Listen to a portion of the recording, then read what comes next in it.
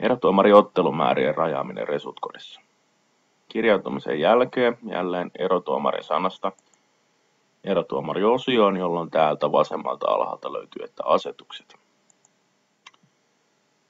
Täällä asetuksissa nyt kaksi ensimmäistä rajaottelumääriä. Ensimmäinen on kuinka monta ottelua maksimissaan per päivä ja toinen kuinka monta ottelua maksimissaan per viikko.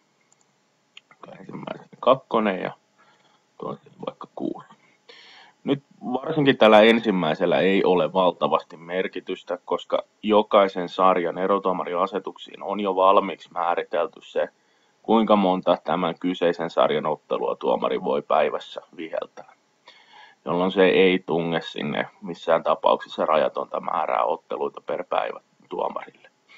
Tällä per viikko voi toki sitten rajata itselleen, että kuinka monta peliä haluaa itselleen per viikossa korkeintaan.